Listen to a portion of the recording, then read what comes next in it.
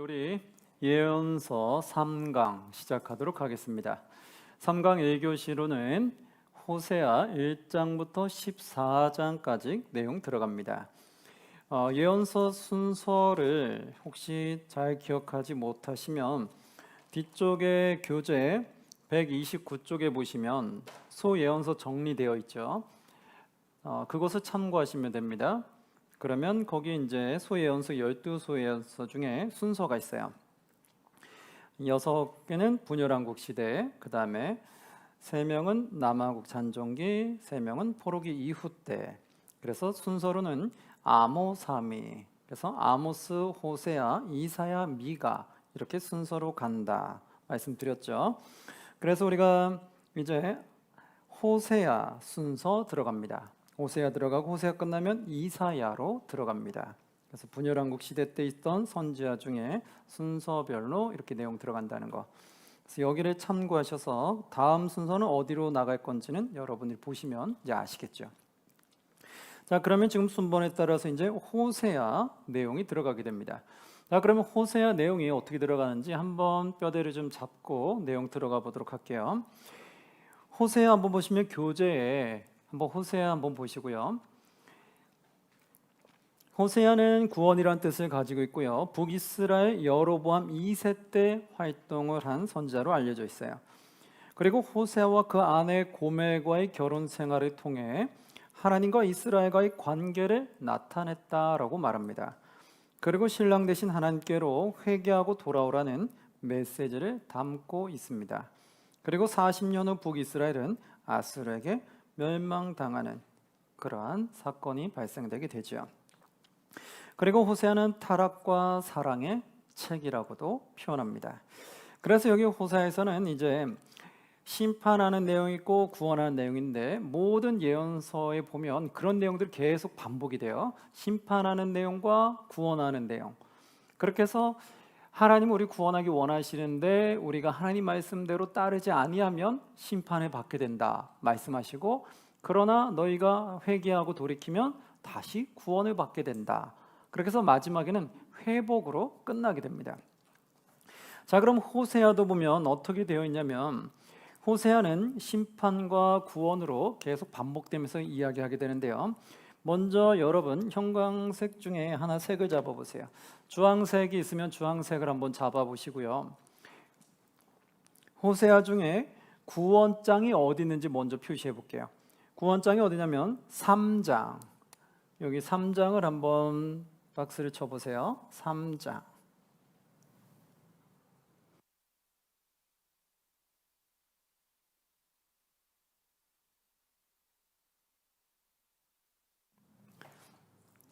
(3장) 했죠. 이게 구원장이고요. 그 다음에 어디 있냐? 11장. 11장 박스를 쳐주시고요.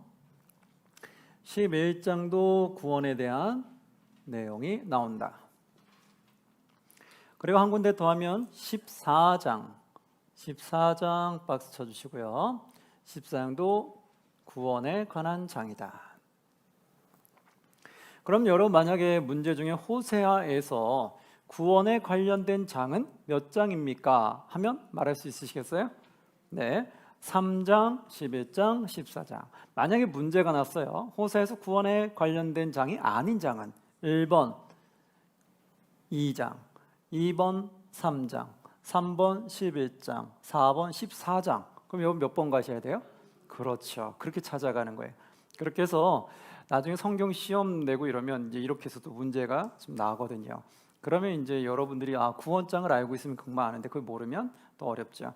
그러기 구원장을 알아두면 좀 편한 게, 그러면 구원이 나오기 전에는 심판 내용이 나온다라고 생각하시면 돼요.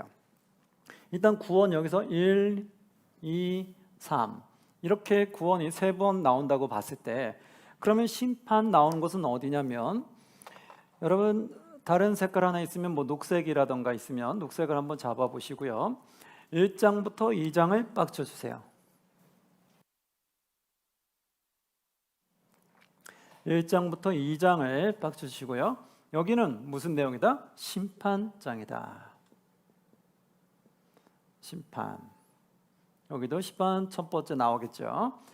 심판이 끝나면서 구원에 대한 이야기가 나오고, 그리고 나서 다시 4장부터 10장까지는 또 무슨 내용이 이어질까요? 그렇죠. 잘 아시네요. 심판이 이어집니다. 4장부터 10장까지는 또다시 심판이 되게 됩니다. 그래서 여기가 두 번째, 4장부터 10장까지 심판 내용이 또 등장하고요. 그리고 나서 다시 구원에 대해서 말씀해요. 그리고 나서 12장부터 13장은 또 무슨 내용일까요? 그렇죠. 심판에 관련된 장이 또 나옵니다. 그래서 12장부터 13장을 박스를 쳐주세요. 12장부터 13장 박스를 쳐주시고요. 여기도 심판 내용이다. 세 번째. 자, 그러면 이제 좀 구분이 되시겠죠. 심판과 구원이 어떻게 흐름이 흘러가는지. 그래서 심판의 장수를 우리가 기억하기는 어려우니까 구원에 관련된 것만 3장을 기억하시면 돼요. 그리고 3장 기억하고 그 앞뒤로는 심판 내용이 나온다 생각하시면 되겠죠. 이렇게 아시고 성경을 읽으시면 이 장이 지금 심판에 관련된 내용인지 구원에 관련된 내용인지 좀 구분하고 성경을 읽을 수 있겠죠. 근데 이런 뼈대가 없으면 이게 지금 심판을 얘기하는 건지 구원을 이야기하는지 다 오버랩되고 짬뽕이 되죠. 그래서 성경을 읽어도 잘 모를 때가 있어요.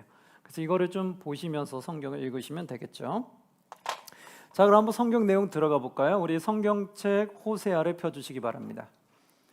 성경책 호세아를 펴주시고, 호세아에서는 어떤 심판을 하느냐, 북이스라엘에서 활동을 했다는데, 그럼 북이스라엘에 무언가 예언을 한 거죠. 그럼 북이스라엘에게 어떤 예언을 했을까 한번 보도록 할게요. 호세아 1장 성경책 보시면 호세 1장 1절에 보시면 이렇게 나옵니다. 우시야와 요담과 아하스와 히스기야가 이어서 유다 왕이 된 시대, 유다 왕이 이렇게 쭉 이어지고 있는 시대에 누구냐? 곧 요아스의 아들 여로보암이 이스라엘 왕이 된 시대에, 지금 이스라엘 왕 누구를 말해요? 여로보암. 여기는 여로보암 2세예요. 처음에 여로보암 1세가 앞에 나와 있고 지금 여기는 여로보암 2세가 나오는 거예요. 여로보암 2세가 이스라엘 왕이 된 시대에 부엘의 아들 호세아에게 임한 여호와의 말씀이다. 그렇죠? 호세아에게 여호와의 말씀이 임하게 됐어요. 그래서 2절에 보니까 이렇게 나오죠. 여호와께서 처음 호세아에게 말씀하실 때 여호와께서 호세아에게 이르시되 너는 가서 누구를 맞이하래요? 음란한 여자를 맞이하여 음란한 자식들을 낳으라. 아니 왜 호세아 선지자에게 음란한 여자를 맞이해서 음란한 자식을 낳으라고 했을까요? 그 뒤에 보면 이렇게 나와요. 이 나라가 여호와를 떠나. 그럼 이 나라는 어디겠어요? 북이스라엘 남유다 어디겠어요? 그렇죠. 북이스라엘이죠. 이 나라가 여호와를 떠나 크게 뭐했다? 음란함이니라 하시니. 이 나라가 여호와를 떠나 크게 음란했다는 거예요. 음란했다는 것은 두 가지를 좀 상징하고 있는데요. 첫 번째 음란은 뭐냐? 하나님을 떠나서 다른 우상을 섬기는 걸 말해요. 그래서 다른 우상을 섬기는 것을 음란하다라고 말하죠. 그리고 또 하나는 무엇이냐면 우상을 섬기는 그들은 뭐가 냐면 우상을 섬기는 그 신전에는 사람들과 가는 창녀들이 있었다고 해요. 그래서 거기서 우상을 섬기는 사람들은 신전에서 그런 성관계를 했다고 해요. 그래서 그게 되게 문란하죠. 그래서 그런 것을 또 반영하기도 해요. 그러니까 하나님을 떠나서 또 다른 우상을 맞이한 것이 음란이기도 하고 또 그 우상을 통해서 실제적으로 음란한 행동을 하기 때문에 그것도 하나님이 보시기에 음란하다라고 표현한다는 거예요. 그래서 여기서 너희가 음란한 자가 되었구나 깨닫게 하기 위해서 음란한 여자를 맞이하게끔 하는 거예요. 그래서 음란한 여자는 지금 음란한 이스라엘을 반영하고 있다라고 보시면 돼요. 그래서 보시면 3절 4절이 이렇게 말합니다. 이에 그가 가서 디블라임의 딸 고멜을 맞이하였더니, 디벨라임의 딸 고멜을 맞이했어요. 그랬더니 고멜이 임신하여 아들을 낳았어요. 4절에 보니까 여호와께서 호세에게 이르시되 그의 이름을 뭐라 하라? 이스라엘이라 하라. 첫 번째 아들의 이름이 이스라엘이라 하라고 했어요. 조금 후에 내가 이스라엘의 피를 어디에 갚은다? 예후의 집에 갚은다. 즉 지금 이 여로보암 왕이 예후의 왕족의 후손이거든요. 그래서 지금 북이스라엘은 몇 번 반역을 통해서 왕족이 바뀌어요. 그러니까 누가 패권을 차지하고 그리고 왕권 차지하면서 그 자손들이 또 쭉 몇 대로 쭉 왕권을 이어가다가 또 누가 반역을 통해서 그 사람을 통해 다시 왕권이 또 바뀌어요. 다른 왕권이 이어가 이렇게 돼요. 남유다는 한 번 유다 왕족이 계속해서 이어지면서 왕권이 이어가요. 근데 거기서 이제 하나님 말씀 잘 따른 사람도 있고 따르지 않는 왕도 있었어요.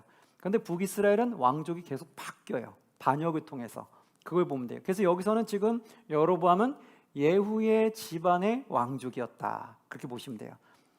그러니까 예후가 왕이 돼서 그 후손이라는 걸 알 수 있겠죠. 후손이 이제 왕이 돼 있는 상태인 거예요. 그래서 그 예후의 집안을 아예 다 그 왕족을 다 멸살시키겠다는 뜻인 거예요.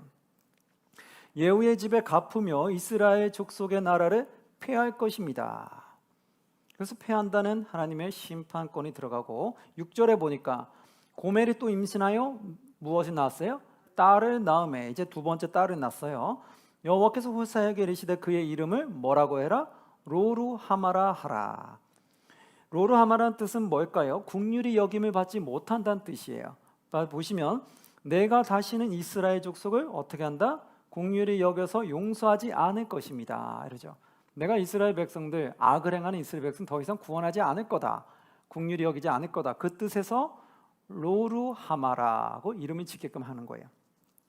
세 번째는 9절에 보면 이렇게 나와요. 세 번째 심판은 뭐냐?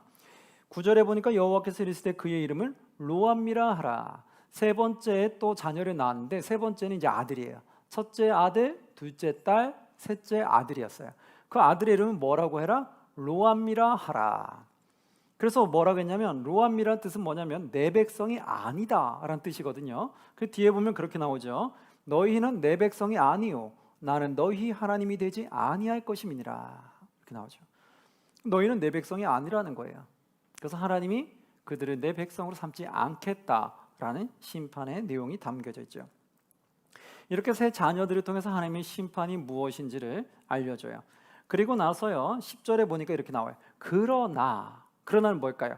너희를 내가 이렇게 심판할 건데 그러나 이스라엘 자손의 수가 바닷가의 모래같이 되어서 헤아릴 수 없고 셀 수도 없을 것이며 전에 그들에게 이르기를 너희는 내 백성이 아니라 한 그곳에서 그들에게 이르기를 너희는 살아계신 하나님의 아들이라 할 것이다.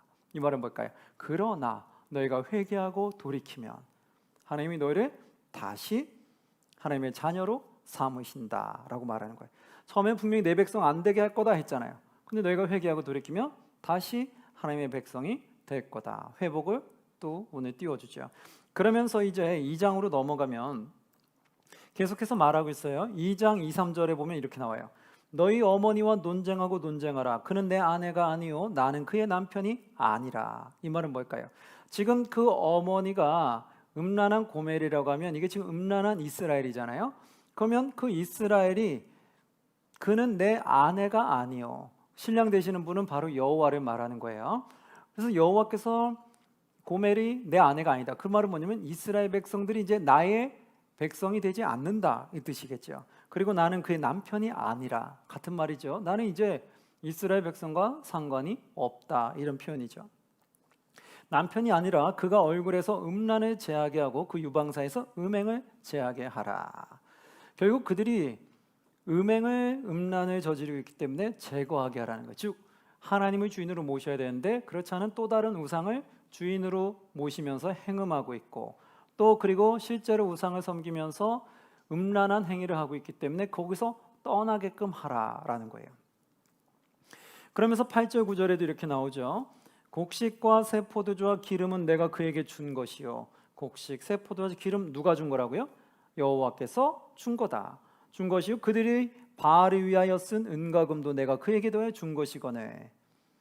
바알을 위하여 쓴 은과 금도 누가 준 거다? 여호와께서 주신 거다. 그러나 그가 알지 못하도다. 하나님이 주신 걸 가지고 우상을 섬기는데 지금 사용하고 있다는 거예요. 그러니까 얼마나 억울하고 분통하겠어요. 그렇죠? 그래서 9절에 이렇게 나와요. 그러므로 내가 내 곡식을 그것이 익을 계절에 도로 어떡한다? 찾으며 내가 내 새 포도주를 그것이 만들 시기에 도로 찾으며 또 그들의 벌거벗은 몸을 가릴 내 양털과 내 삶을 빼앗으리라. 하나님이 주신 걸 가지고 엉뚱한 데 사용하니까 하나님은 어떡한다? 다시 빼앗겠다는 거죠. 여러분, 우리가 하나님이 우리를 축복해 주시고 우리에게 여러 가지 은사와 달란트 또 다른 복을 주셨을 때 우리가 하나님이 주신 이 은혜를 하나님이 영광을 사용하지 아니하고 다른 우상이나 다른 세상을 위해서 나의 탐욕과 욕심을 위해서 내가 사용한다라면 그럼 결국 어떻게 될까요? 하나님이 다 빼앗겠다는 거예요. 그러니까 하나님 주시는 것은 무엇을 위해 주시는 거예요? 하나님 나라와 의를 위해 주는 거예요. 근데 하나님 나라와 의를 위해 줬는데 그것을 하나님 나라와 의가 아닌 또 다른 우상을 섬기는 데 사용하거나 나의 탐욕과 욕심을 위해서 사용한다라면 하나님은 결국은 합당하게 사용되지 않기 때문에 빼앗겠다라고 말합니다. 그래서 우리는 하나님 물질을 줄 때 감사할 줄 알고 하나님께 영광 돌릴 수 있어야 돼요.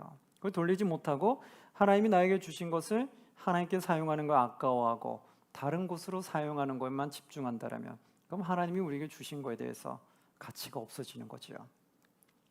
그래서 여기서는 하나님이 모든 걸 너에게 줬는데 감사할 줄 모르고 우상 섬기는 데 썼기 때문에 내가 그것을 다 빼앗으리라 라고 말합니다. 그리고 23절에는 이렇게 나옵니다.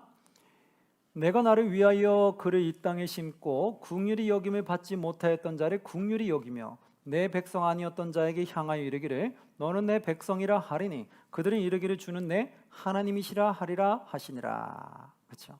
그 말은 뭐예요? 너희가 다시 회개하고 돌이키며 하나님 앞에 돌아오면 하나님은 어떻게 하신다고요? 다시 너는 내 백성이라라고 그렇게 칭해 주시겠다는 거예요. 그러니까 이 말은 자꾸 뭐예요? 돌아오라는 얘기잖아요. 그렇죠? 하나님이 심판하는 게 목적이 아니라 하나님께 돌아와야 되는데 그들이 안 돌아오니까 돌아오게끔 하기 위해서 위협을 주는 거예요. 그런데 우리가 그걸 듣고 빨리 회개를 하면 되는데 듣고 나서도 회개를 안 하면 어떻게 될까요? 그럼 그 심판이 우리의 삶에서 이루어지게 된다는 거예요. 그러니까 어떻게 돼요? 들었을 때 빨리 회개하고 돌이켜야 된다는 거예요. 그러지 않으면 그 심판이 정말로 임하게 된다는 거죠.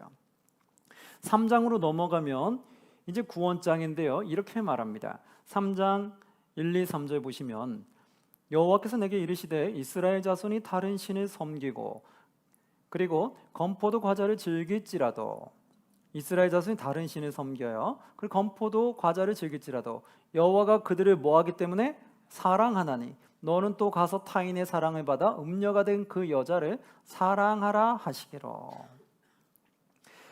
그들이 그럴지라도 하나님은 그들을 사랑한다. 그 말은 뭐예요? 언제든지 돌아오기 바란다는 거예요. 사랑하지 않으면 돌아오기 원하지 않겠죠. 사랑하니까 돌아오기 원하는 거잖아요. 우리도 자녀를 사랑하면 자녀가 곁길로 갔다가도 어떻게 해요? 돌아오게 계속 바라잖아요. 그런데 우리가 미워하면 어떻게 해요? 돌아오는 걸 바라지 않죠. 에휴, 그냥 저렇게 가다 그냥 무너지든지 알아서 그냥 삶을 그냥 다 망가뜨리든지 알아서 해라 이럴 수 있잖아요. 근데 사랑하면 어떻게 돼요? 아유, 저러면 안 되는데 빨리 돌아와야 되는데 이런 마음이 들잖아요. 바로 여호와 하나님이 그렇다는 거예요. 이스라엘 백성들이 지금 잘못된 길을 가는데도 하나님 여전히 그들을 사랑하셔서 돌아오기를 계속 간절히 바라고 계시다는 거예요. 그래서 2절에 보니까 내가 은 15개와 보리 한 호멜 반으로 나를 위하여 그를 사고 바로 음녀 그 고멜을 다시 부르기를 해요. 그리고 3절에 그에게 이르기를 너는 많은 날 동안 나와 함께 지내고 음행하지 말며 이제 그를 다시 불러왔어요. 사왔어요. 그럼 이제 어떻게 해요? 너는 계속 음행을 된다 이게 아니에요. 하나님이 다시 불러들였으면 이제 어떻게 돼요?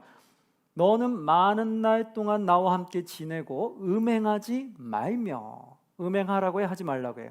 하지 말라고 하죠. 말며 다른 남자를 뭐하라? 따르지 말라. 나도 내게 그리하리라 하였노라. 서로 한눈 파지 말자는 거예요. 하나님은 하나님의 백성 우리를 바라봐주고 우리는 하나님만 바라보고 그렇게 가자는 거예요. 그렇게 바라봐야지 엉뚱하게 바라보면 안 되잖아요. 부부가 있는데 이 남편은 아내를 바라보고 아내는 남편을 봐야 되는데 이 남편이 다른 여자를 바라보고 또 이 아내가 다른 남자를 바라보면 어떻게 되는 거예요? 그럼 문제가 심각하겠죠. 똑같은 거예요. 여호와 하나님도 너 우상을 바라보면 안 된다. 난 널 바라보고 있으니까 네가 나한테 돌아와라. 그 나한테 돌아오고 난 이후에는 다른 걸 바라보면 안 돼. 나만 바라봐줘. 그리고 나도 너만 바라볼게. 그거예요. 얼마나 참 하나님 사랑하고 우리를 아끼시면 그렇게 간절하게 애절하게 말씀하겠어요. 바로 이런 하나님의 마음을 우리는 볼 수 있어요. 그래서 우리가 악한 길을 가고 있으면 어떻게 돼요? 빨리 회개하고 돌이켜야 되는 거예요. 하나님이 하지 말라는 것을 내가 하고 있으면 빨리 회개하고 돌이켜야 되는 거예요. 그렇게 안 하고 계속 내가 악한 길로 가면 어떻게 돼요? 하나님의 마음을 매우 아프게 하는 거고 마지막 때는 나도 끝이 좋지 않게 되는 거예요. 그러니까 빨리 하나님의 메시지 들었을 때, 지금처럼 이렇게 하나님의 말씀을 들었을 때 우리가 나를 돌아보고 빨리 회개하고 돌이켜야 된다. 여기는 선지자를 통해서 선포하잖아요. 그럼 선지자의 선포를 듣고 그들이 회개하고 돌이켜야 된다는 거죠. 돌이키지 않으면 어떻게 돼요? 결국 멸망으로 끝나는 거예요. 그러니까 돌이켜야 된다는 거예요. 자, 그래서 4장으로 가면요, 4장에도 이렇게 나옵니다. 이제 심판의 내용이 4장부터 또 10장으로 쭉 이어지는데 4장에 보시면 1, 2, 3절에 이스라엘 자손들아 여호와의 말씀을 들으라. 어떻게 하라고요? 들어라. 여호와께서 이 땅 주민과 논쟁하시나니 이 땅에는 뭐도 없고 진실도 없고 뭐도 없고 인애도 없고 또 무엇도 없다? 하나님 아는 지식도 없다. 이 땅에는 진실함이 없어요. 그리고 인애도 없고 하나님의 지식도 없다. 여러분 그 말은 무슨 말일까요? 이 진실함과 인애와 하나님의 지식은 오직 하나님 안에서만 가능함을 얘기해요. 진실함이라는 것은 하나님이 없는 상태에서는 이 진실함이 계속 유지되기가 어렵다는 거예요. 세상에서는 진실하기가 참 쉽지 않다라는 걸 말하게 돼요.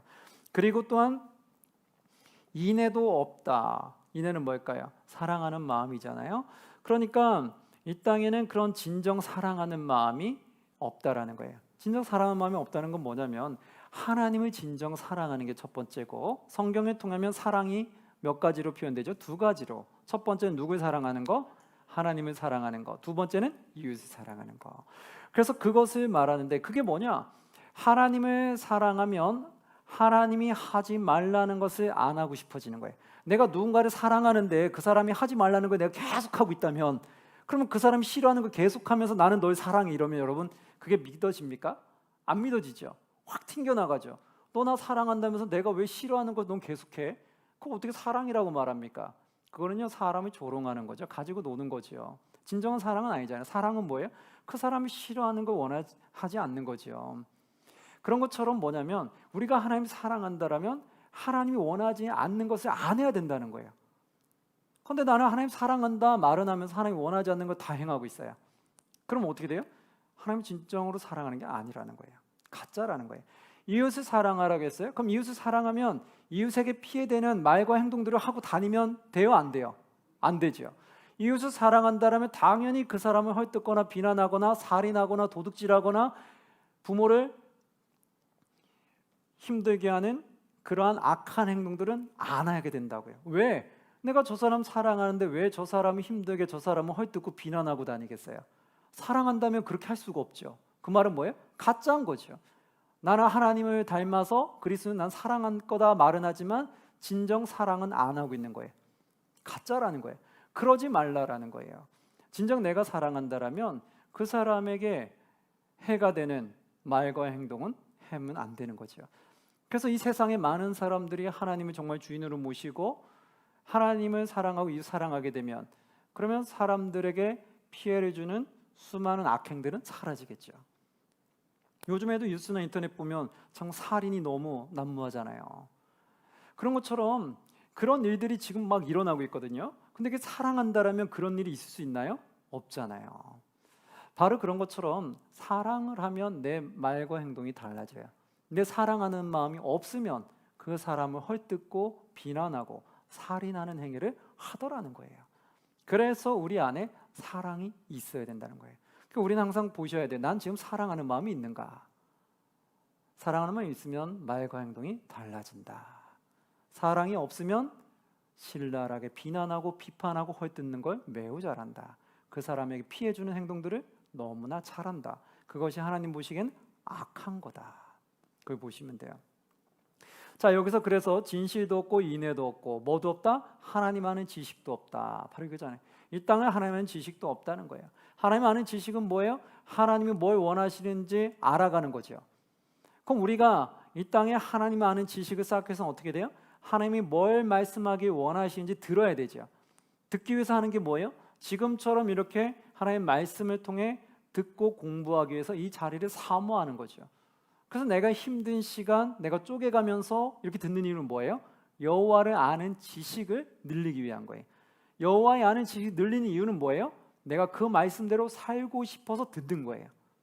한번 생각해 보세요. 내가 사랑하는 사람이 있는데 그 사람이 원하는 대로 내가 해주고 싶어요. 그럼 사랑하는 사람 말을 들어야 돼요? 안 들어야 돼요? 들어야 되죠. 안 듣고 그 사람이 원하는 거 어떻게 해줘요? 들어야지 해줄 수 있는 거예요. 내가 하나님 말씀대로 살고 싶으면 하나님 말씀을 들어야 되는 거예요. 그걸 내가 좋아해야 된다고요. 하나님을 사랑한다라면 하나님 말씀 듣는 걸 좋아해야 돼요. 근데 그걸 자꾸 멀리하고 세상의 부와 명예 쪽에만 치우치거나 아니면 나의 탐욕과 향락을 위해서 놀러 다니는 쪽에서만 내가 집중하고 하나님 말씀을 배우고 공부하는 것은 멀리한다라면 그것은 내가 하나님을 사랑한다고 말하기 참 어렵죠. 그냥 하나님은 나에게 복만 주는 분, 그럼 미신적인 신앙으로 갈 확률이 매우 높아져요. 그래서 여기서 그것을 말하는 거예요. 너희가 지금 그런 것을 쫓아가는구나. 2절 3절 보면 이렇게 나오잖아요. 오직 저주와 속임과 살인과 도둑질과 간음뿐이요. 그렇죠. 하나님을 사랑하고 이웃을 사랑하는 마음이 없고 진실한 마음이 없고 하나님의 지식이 없으면 이런 일이 일어난다는 거예요. 도둑질과 간음뿐이요. 포악하여 피가 피를 띠음이라. 그렇죠. 상대방에게 상처 주는 행위들을 하게 되죠. 피해주는. 이게 뭐예요? 내가 인애가 없고 진실함이 없고 하나님 아는 지식이 없을 때 나타나는 악행들인 거예요. 그래서 3절에 그러므로 이 땅이 슬퍼하며 거기 사는 자와 들짐승과 공중에 나는 새가 다 쇠잔할 것이요 바다의 고기도 없어지리라. 결국 그런 악을 행하는 자의 끝은 다 멸망으로 끝나게 된다라고 말하게 돼요. 그래서 우리가 하나님을 아는 백성이라면 지금 이 악행으로부터 어떻게 해요? 빨리 돌이켜서 벗어나야 돼요. 그러지 아니하고 하나님 말씀을 들어도 전혀 찔림을 못 느끼고 고칠 생각도 없고 계속 이 행위를 반복하면 결국은 심판을 내가 받게 된다는 거예요. 그래서 6절에 보면 이렇게 나오죠. 내 백성이 뭐가 없으므로 지식이 없으므로 뭐 하는도다? 망하는도다. 내 백성이 망해요. 뭐가 없어서? 지식이 없어서. 이 지식은 뭐예요? 하나님이 뭘 원하시는지 그걸 모른다는 거예요. 그걸 모르기 때문에 결국은 망하는 길로 가게 된다는 거예요. 너가 지식을 버렸으니 여호와의 그러니까 무엇을 원하는지 여호와의 말씀을 버렸으니 나도 너를 어떻게 한다? 버려 내 제사장이 되지 못하게 할 것이요 너가 내 하나님의 율법을 잊었으니 그렇죠. 하나님의 율법을 잊었으니 나도 내 자녀들을 뭐한다? 잊어버리리라. 네가 하나님 율법 잊어버렸으니 나도 이제 너희 가정 너희 후손 대대로 축복할 수 없다라는 거예요.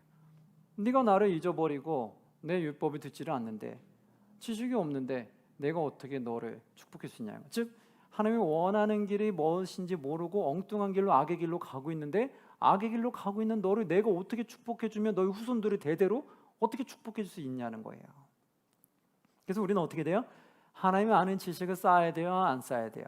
쌓아야 되죠. 지금 그래서 이렇게 성경 공부하는 게 매우 가치가 있는 거예요. 근데 성경 공부하는 건 내가 지키기 위해서 듣는 거라는 거 꼭 기억하셔야 돼요. 그러지 않고 지킨 마음도 없이 그냥 듣기만 하는 거는 결국은 우매한 자의 걸음걸이를 하게 되는 거죠. 그래서 11절 12절에 보면 이렇게 나옵니다. 음행과 묵은 포도주와 새 포도주가 마음을 빼앗느니라. 내 백성이 나무에게 묻고 그 막대기는 그들에게 고하나니. 내 백성이 누구에게 물어요? 나무에게. 이 말은 뭐예요? 진짜 신도 아닌데 나무를 만들어 가지고 우상을 만든 거예요. 나무 조각으로. 그리고 거기다가 지금 묻고 있는 거예요. 그러니 살아있는 하나님 봤을 때는 이거 얼마나 답답하고 그럴 심정일까요? 그래서 말하자면 내 백성이 나무에게 묻고 그 막대기는 그들에게 고하나니 이는 그들이 음란한 마음에 미혹되어 하나님을 버리고 뭐했다?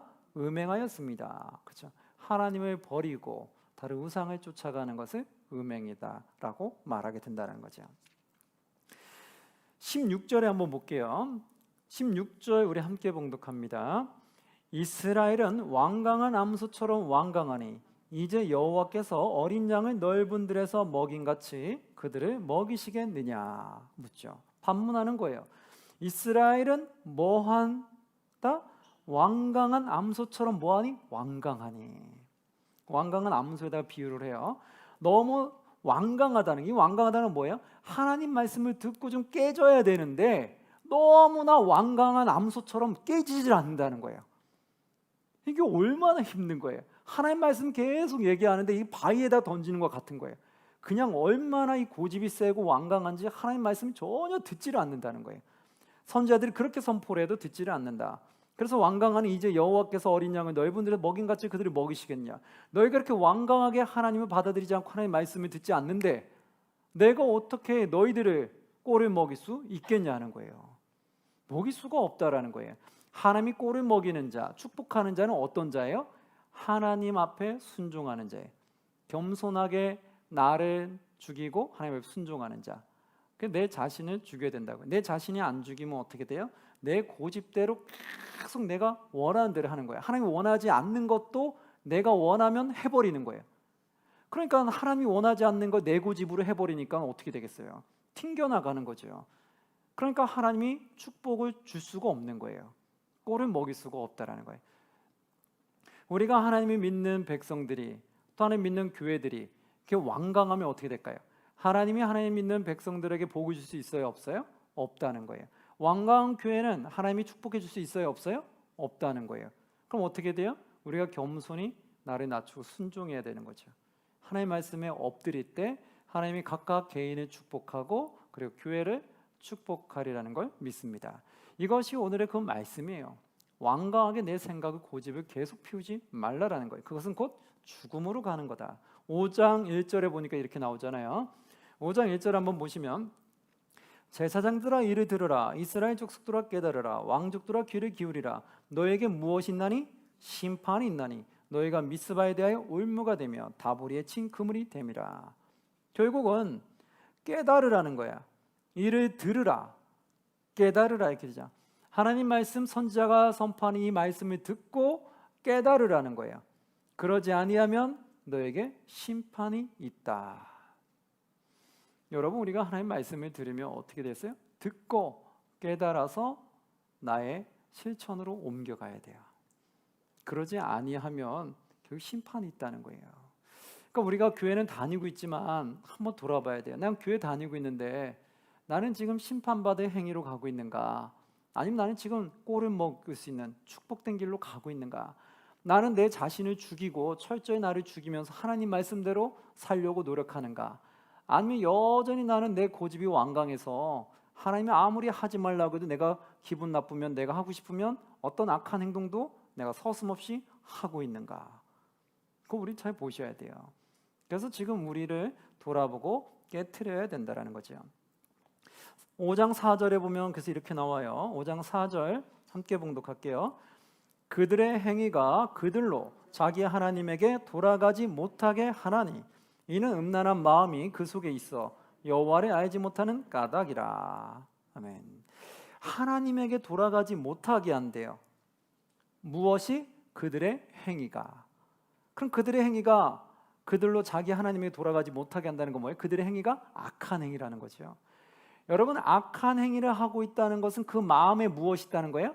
악한 마음이 있다는 거예요. 선한 행위를 한다는 것은 그 마음에 선함이 있다는 거예요. 나의 행동은 내 마음을 반영하기 때문에 그래요. 그러나 철저하게 이중적으로 하는 사람은 겉과 속이 다르겠죠. 겉은 잘하는 것 같은데 속은 하나님 보시기에 매우 더럽힐 수 있죠. 그러면 그 이중적인 삶은 당연히 하나님 앞에는 심판의 대상이 되겠죠. 왜 그럴까요? 겉모습은 우린 다 흙으로 가지요. 속사람이 어디로 가요? 하나님 앞에 가지요. 근데 겉은 내가 선한 척하는데 속에서는 내가 악을 품고 있으면 못된 것 생각들을 품고 있으면 어떻게 돼요?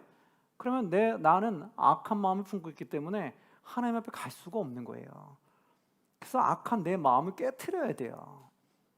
그래서 그걸 깨트리지 못하면 겉으로 아무리 선한 척하고 막 포장하고 해도 결국 천국은 못 가는 거예요. 그걸 아셔야 돼요. 그래서 우리는 겉과 속이 같아지려고 노력해야 되고, 겉으로 나오는 선함은 내 마음의 선함이 나타날 수 있도록 그렇게 하셔야 돼요. 그래서 제일 먼저 내 속을 자꾸 바꿔나가려고 돼. 내 속 사람이 선한 것으로.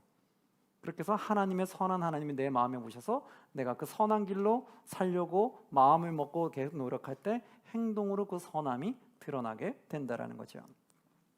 그러면서 15절에 보면 뭐라고 나와요? 그들이 그 죄를 뉘우치고 내 얼굴 구하기까지 내가 내 곳으로 돌아가리라. 그들이 고난받을 때에 나를 어떻게 한다? 간절히 구하리라. 예. 그들이 그 죄를 뉘우치고 내 얼굴을 구할 때까지 내가 내 곳으로 돌아가리라. 기다리겠다는 거예요. 그들이 뭐 할 때까지? 죄를 뉘우치고 하나님 앞에 다시 구할 때까지, 하나님을 다시 찾을 때까지 기다리시겠다는 거죠. 그러니까 우리가 내 죄를 뉘우치지 아니하면 하나님을 만날 수가 없는 거예요. 내 죄를 뉘우치고 하나님을 만나려고 자꾸 구할 때 그때 하나님 만나 주신다는 거예요. 그러지 않으면 하나님 만날 수가 없다. 그래서 그들이 고난받을 때 나를 간절히 구하리라. 결국 그들이 고난을 통해서 하나님을 간절히 찾게 될 거라는 거예요. 참 어떻게 보면 이거 참 미련한 방법이잖아요. 고난 당하기 전에 이 말씀 듣고 하나님 찾으면 편안하게 평탄한 길을 갈 텐데, 나의 완강함 때문에 결국은 고난을 당해야지만이 주님을 찾는다는 거예요. 그런 이것이 참 얼마나 어리석냐는 거예요. 그래서 그런 길은 가지 않아야 되겠죠. 그래서 하나님도 이거 답답하면 얘기하는 거예요. 너희가 고난받을 때 나를 구하게 될 거다. 자, 그 다음 6장으로 넘어가 볼게요. 6장에는 어떤 내용이냐면 이렇게 나와요. 6장 1절에 보면 6장 1절 함께 봉독할게요. 오라 우리가 여호와께로 돌아가자. 여호와께서 우리를 찌으셨으나 도로 낫게 하실 것이요 우리를 치셨으나 싸매어 주실 것입니다. 아멘. 그렇죠. 계속 심판 가운데 하시는 말씀이 뭐냐면 여호와께 돌아가라는 거예요. 심판이 주가 아니라 돌아가는 게 주인 거예요. 그래서 오라 우리가 여호와께 돌아가자. 여호와께서 우리를 찌으셨으나 도로 낫게 하실 거다. 그리고 우리를 치셨으나 싸매어 주실 것이다. 뭐 할 때? 돌아갈 때. 3절에 보니까 뭐라고 말해요? 그러므로 우리가 여호와를 알자. 힘써 여호와를 알자. 여호와를 알아야 된다는 거예요. 어떻게? 힘써서 알자. 뭘 알아야 돼요? 여호와가 뭘 싫어하고 뭘 좋아하는지 그걸 힘써서 알아가자는 거예요. 알아가야지 하나님이 싫어하는 걸 버리고 좋아하는 걸 쫓아갈 거 아니에요. 모르니까 당연히 뭘 원하시는지 모르니까 우매한 길을 가겠죠. 그러면 결국은 내가 원하는 데로 가죠. 그렇죠? 신앙생활도요, 하나님의 뜻을 모르면 그러면 어떻게 되겠어요? 내 마음대로의 신앙생활을 하는 거예요. 그러니까 참 엉망인 거예요. 나는 신앙생활 잘한다고 생각하는데 하나님 보시기에는 엉망이 될 수 있는 거예요. 왜? 하나님의 뜻을 모르니까. 자녀가 부모의 뜻을 모르고 자기 혼자 열심히 한다고 하면 어떨 때는 맞을 때도 있지만 어떨 때는 안 맞을 수가 있죠. 부모가 싫어하는데 자기는 그게 좋다고 그 방법으로 부모를 사랑해 준다고 해. 그러면 얼마나 부모랑 부딪히겠어요. 똑같은 거예요. 우리가 신앙생활할 때 하나님 뭘 원하는지 알고 그걸 할 때 하나님이 시원한 건데, 뭘 원하는지 모르고 그냥 내가 좋은 방법으로 나는 이거 하면 좋을 테니까 하고 내 방법으로 막 하잖아요. 나중에 하나님 봤을 때는 이게 매우 힘들 수가 있는 거예요. 그래서 내가 정말 그분을 사랑하고 그분을 마음이 시원케 해주면 그분이 뭘 원하는지를 먼저 들어야 돼요. 듣지 아니하고 내 방식으로 하는 사람은 어떻게 하면 참 무지한 거죠. 그렇죠? 그 사람은 내 생각과 똑같지 않죠. 그래서 그 사람의 생각을 알아야 돼요. 다른 사람도 나한테 잘해줄 때 내 생각을 모르고 잘해주려고 하면 이게 잘 맞겠어요? 안 맞죠. 나한테 잘할 때 내 생각을 좀 묻고 해주면 그럼 뭐가 잘 맞겠죠. 바로 그런 거예요. 내가 사랑한다라면 먼저 묻고 들어야 된다. 그래서 힘써 여호와를 알자. 그의 나타나심은 새벽빛같이 어김없나니 비와 같이 땅을 적시는 늦은 비와 같이 우리에게 임하시리라. 하나님이 우리를 축복해 준다. 어떻게 하면? 여호와를 힘써 알아가면. 그러면 하나님이 우리를 축복의 길로 인도하신다. 여러분이 축복받는 길 가고 싶잖아요. 그렇죠? 우리가 하나님 믿으면서 축복받는 길을 못 가고 저주받는 길을 간다고 하면 그걸 좋아할 사람이 어디 있겠어요? 나는 하나님 믿으면서 난 저주의 길을 가고 있어. 난 너무 행복해. 여러분 이럴 사람이 어디 있어요? 없잖아요. 하나님을 믿으면 축복의 길로 가야지 그게 은혜고 복이죠. 그럼 축복의 길을 가려면 이 말씀에서 어떨 때 복을 주는지를 빨리 캐치해서 그렇게 내가 살려고 노력하면 되잖아요. 그러면 내가 복을 받는 길로 가는 건데 왜 그거를 내가 모르고 가냐는 거죠. 그래서 이렇게 힘써하면 가라. 6절에 한번 보도록 할게요. 우리 6절 함께 읽어볼게요. 나는 인애를 원하고 제사를 원하지 아니하면 번제보다 하나님을 아는 것을 원하노라. 아멘. 이 말을 많이 들어봤을 거예요. 나는 인애를 원하고 제사를 원하지 아니하며.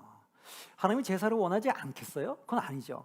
예배 드리는 거 원하지 않는 게 아닌데 어떤 게 빠진 예배를 좋아하지 않는다는 거예요. 무엇이 빠진 예배를 좋아하지 않는다는 거예요? 인애를 빠진 제사를 원하지 않는다는 거예요. 인애가 빠진, 인애는 뭐예요? 사랑하는 마음이라고 했잖아요.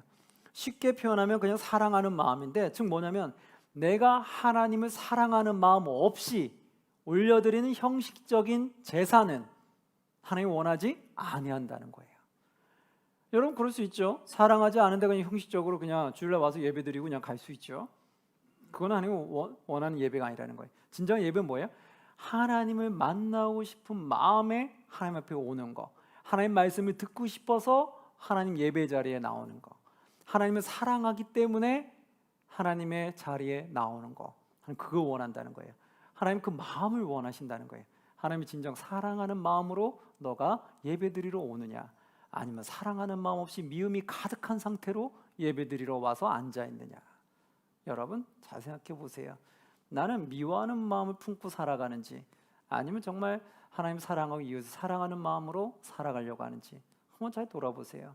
우리가 사랑하는 마음 없이 미워하는 마음을 가지고 앉아있다라면 그것은 바로 인애하는 마음이 싹 없는 상태에서 제사만 드리는 거예요. 하나님은 그것을 원하지 않는다는 거예요. 그래서 뭐라고 말해요? 뒤에도 보니까 번제보다 무엇을 더 원한다? 하나님을 아는 것을 원하노라. 바로 이거예요. 번제보다, 예배 드리는 것보다, 형식적인 제사보다 무엇을 더 원한다? 하나님을 아는 것을 원하노라. 그렇죠? 하나님을 좀 알아야 된다는 거예요. 여러분 우리가 기도 열심히 하는 거 당연히 중요하잖아요. 근데 기도 열심히 하는데 무엇 때문에 기도 열심히 해야 되는 거예요? 하나님의 말씀에 따라 살 수 있게 해달라고 기도를 열심히 해야 되잖아요. 그럼 뭐예요? 하나님을 먼저 알아야죠. 하나님이 뭘 원하시는지 알고 원하는 걸 향해서 기도를 올려드려야 되죠. 그런데 하나님이 뭘 원하시는지 모르면서 기도만 열심히 해. 그럼 뭐예요? 이게 엉뚱한 기도가 되는 거예요. 시간은 몇 시간 동안 했지만 정작 하나님이 원하는 기도는 별로 없고 내가 원하는 기도만 잔뜩 드리고 있는 나 자신을 볼 때가 있어요. 그래서 그것은 참 하나님 보시기에 마음 아픈 거죠. 우리가 기도 열심히 하되 무엇을 알고 기도해야 된다? 하나님을 알고 기도해야 된다. 하나님 무엇을 원하는지 알고 그 원하는 걸 향해서 기도를 올려드려야 된다. 우리가 하나님에서 봉사를 해요. 그럼 무엇을 알고 봉사해야 돼요? 하나님의 마음을 알고 봉사를 해야 된다고요. 하나님 마음도 모르고 그냥 봉사하잖아요. 그럼 나중에 보면요, 봉사하다가 조금만 힘든 일 생기면 다 떨어져 나가요. 다 안 해요. 하나님을 알아서 내가 그 하나님 때문에 봉사를 하는 사람은 그 봉사를 오랫동안 지속되게 해요. 그런데 하나님을 알지 못하면서 내가 봉사하면 복 받겠지, 이런 식으로 뭔가 복 받기 위한 봉사라면은 그거는 결국은 나중에 어려운 일이 닥치면 언제든지 내려놓을 수 있다, 그거예요. 왜? 하나님을 모르잖아요. 그러니까 이런 기복신앙으로 봉사에 매이면 안 돼요. 하나님을 사랑하는 마음에 봉사할 때 그것이 오래가는 거지, 사랑하는 마음도 없으면서 하나님 뭘 원하는지도 모르면서 말씀도 사모하지 않으면서 봉사만 열심히 하면 복 받겠지라는 기복신앙으로 봉사에 임한다는 것은 그것은 하나님이 기뻐 받으시지도 않으시고 그 봉사는 오래 못 간다는 거. 그러면 봉사하다가 늘 불평불만해요. 여러분 그런 거 있잖아요. 봉사하는 건 고마운데 봉사하면서 계속 불평불만하는 분들이 있어요. 그죠? 그런 분들 뭐예요? 그게 은혜가 안 되는 거예요. 왜 봉사하는지 모르는 거예요. 하나님의 은혜로 봉사하는 거면 감사함이 나와야 되잖아요. 봉사함을 통해서 하나님이 영광 올려드리니까 찬양이 나와야 되는데 오히려 봉사하는 자리에 가서 계속 불평불만하고 있는 거야. 그러면 그건 뭐예요? 하나님을 모르고 봉사한다는 거예요. 그러니까 오히려 공동체를 더 해하게 만들잖아요. 공동체를 더 시끄럽게 만들잖아요. 불평 불만이 가득한 봉사는 교회를 더 어지럽게 한다. 그래서 여러분 하나님을 알고 들어가야 되는 거예요. 자, 지금은 1교시는 여기까지 가고요. 조금 쉬었다가 또 2교시 들어가도록 하겠습니다. 여러분 수고했습니다.